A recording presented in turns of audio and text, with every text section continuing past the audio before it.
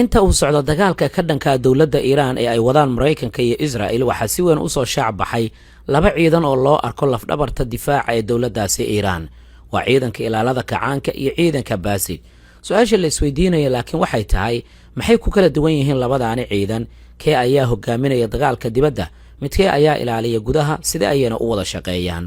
ciidanka ilaalada kacaanka ee dowladda Iiraan waxaa la aasaasay xilligii hogaamiyey kacaanka ee dowladda Iiraan Ayatullaahi Ruuxullah Khomeini bishii May sanadkii 1979 waxayna kadib markii xukunkii Shaah gabi ahaanba daaqada uu ka baxay ujeedada loo aasaasay waxay ahayd inay ilaaliyaan kacaanka iyo sidoo kale nidaamka cusub iyo in laga hortago afgambi ay sameeyaan ciidankii hore ee Shaah ka amar qaadanayay sidaa daraaddeed ciidanka ilaalada kacaanka ee dowladda Iiraan waxaa loo dhisay inay noqdaan ciidan ka madax bannaan ciidamada kale ee amniga ee dowladda Iiraan Khomeini waxa uu tilmaamay haddii uusan jiri lahayn ciidamada ilaalada kacaanka ee dowladda Iiraan in dowladuna aysan jiri lahayn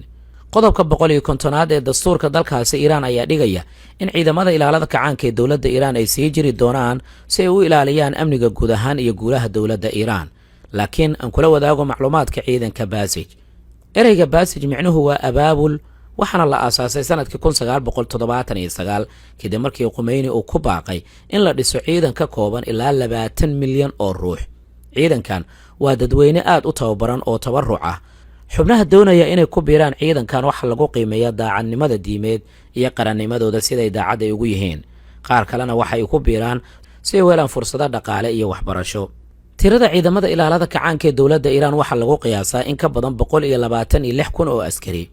waa ciidanka dhulka cirka iyo badda waxay leeyihiin awoodda militari ugu muhiimsan sida gantaalada balaastiga gantaalada leh madaxyada kala baxaya gantaalada nooca shahaab loo yaqaano oo ilaa 5,000 kilomitir gaari karaya diyaaradaha aan duuliyaha lahayn nidaamyada difaaca ee dhanka hawada iyo hubka elektarooniga sidoo kale ciidanka ilaalada kacaanka ee dowladda Iiraan ayaa waxaa la sheegaa in ay maamulaan barnaamijka gantaalada balaastiga ee dowladda Iiraan inay ilaaliyaan barnaamijka nuclearka sidoo kale inay xiriir ay la leeyihiin kooxaha kala duwan ee gobolka oo ay dowladda Iiraan aasaastay sida ciidanka Qudus iyo kuwa kale oo ay ka mid yihiin Xisbullah Xuutiyiinta dalka Yemen ciidanka Suuriya iyo kuwa Ciraaq waxaa sidoo kale gacan saar ay la leeyihiin xoogagga iska caabinta ee Xamaas laakiin ciidanka Basij dhanka awoodda marka laga hadlayo waxa la sheegaa inay ku tiirsan yihiin tirada ugu badan ee xubnaha inkastoo tiradooda rasmiga aan lahayn waxa la sheegaa malaayiin inay gaarayaan xubnaha firfircoon ay shaqayn karayana waa in ka badan 450,000 oo askari waxaa ku jira sida la sheegay howlwadeenno shaqaalaha barnaamijyada bulshada ka shaqeeya howlwadeenno warbaahineed iyo sidoo kale kuwa dhaqan waxay caan ay ku yihiin sida la sheegay ama ay si weyn u soo caan baxeen dagaalkii u dhaxeeyay Ciraaq iyo Iiraan sanadkii 1980 ilaa 88 markaas ay sameeyeen mowjado weeraro ah oo dhanka shacabka ah ujeedaduna waxay ahayd in tiro badan oo askartaasi lagu jibiyo difaacyada cadawga iyo inay minooyinka ay ka nadiifiyaan wadooyinka ciidanka u adeegsanayo doorka labada ciidan haddii aan eegno ilaalada kacaanka ee dowladda Iiraan waxaa la sheegaa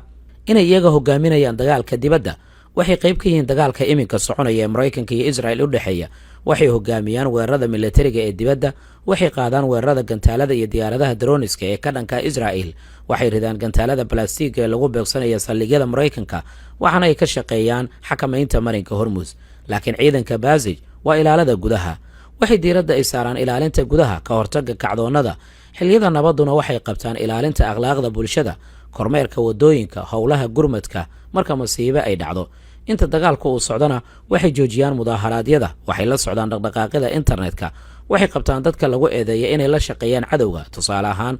waxaa dhacay isku dhaca ardada iyo ciidanka Basij ee jaamacadda Buheshti oo Tehraan maalmo ka hor dagaalka waxaana la sheegaa ciidamadan inay xitaa ay ka mid yihiin dadka shacabka kuwaas oo ay adag tahay in la garto waxay si qoto dheer ugu dhex jiraan dhanka iyo bulshada in ka badan nus shaqaalaha ka mid ah dowladda waxaa la sheegaa inay ciidankan ay xubno ay ka yihiin saddexdii arday oo wax wada barata mid ka mid ah waxaa la sheegaa inuu ciidanka ka tirsan yahay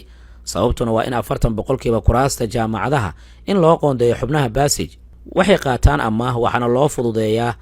mushaarka iyo fursadaha shaqo halkaas ayaa goobta ay ku kala duwan yihiin halka ciidamada ilaalada kacaanka ee dowladda Iiraan ay aad u tababaran yihiin laakiin waxay qaabilsan yihiin difaaca dibadda aragtidaada nala wadaag laysar muuqaalka la wadaag saaxiibadaada waad mahadsan tahay